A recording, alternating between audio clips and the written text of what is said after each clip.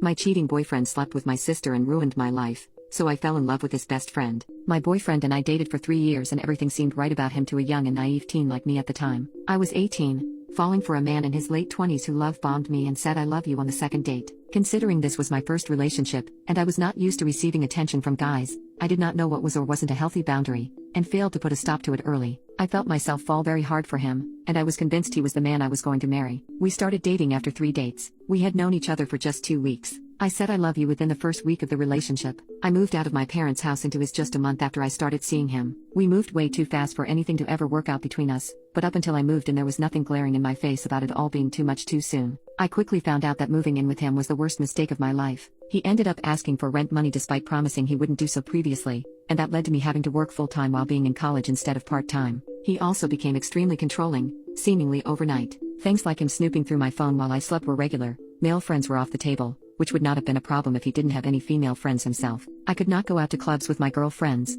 I couldn't really do anything. Still, as much as I hated living with him, I still loved him and I do not know how. He was a master manipulator, I suppose. Every time I would get the urge to leave, he would sit me down, sweet-talk me, take me on amazing dinner and make great love to me later that night. I would fall for him instantly again, and the cycle would repeat itself. This was a vicious cycle. He would control my life until I had enough. I expressed desire to leave or at least move out. I'd be love-bombed into staying, and I'd get controlled again. This cycle lasted a total of 3 years. Throughout the 3 years I had lost myself. I had stopped going to the gym as my mental health was so bad from being with him. I had stopped eating and had no appetite.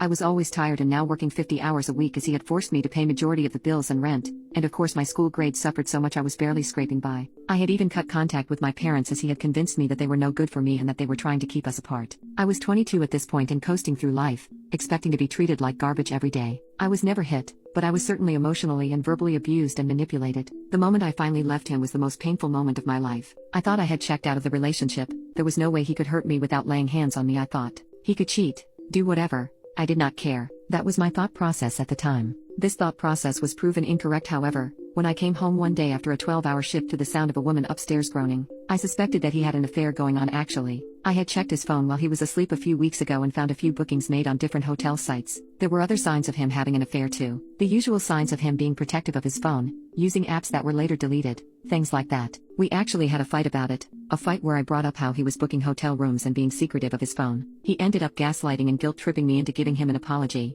and yet he never even explained why the hotels were ever booked. So when I heard the sound of the woman upstairs, I knew what was going on. All of my suspicions were about to be confirmed true, and I was finally going to have a legit reason for leaving him, and I was finally going to have him out of my life. I was happy he was cheating in a weird sense. Well, when I came upstairs and opened the door, what I saw crushed me. I was expecting a random woman. Not in a million years was I ever expecting my sister. I screamed when I saw it. I did not even care that he was cheating on me. The scream was directed at my sister. She was the one who had hurt me and betrayed me. She's 3 years older than me, and she was the only family member who stayed in contact with me. I confided in her a lot about the issues within my relationship, and she always told me to be strong. She told me she was always there for me. What she did hurt me so much more. I yelled at her to explain herself, but she couldn't. She just cried. I stormed out of the house with none of my belongings. I ended up staying at a hotel. As expected, my boyfriend tried to love-bomb me, but for once in my life I stood my ground. I ended up blocking him. I was proud of myself. The next thing I did was text his best friend and ask him to meet up and talk. Why they were best friends is something I do not know.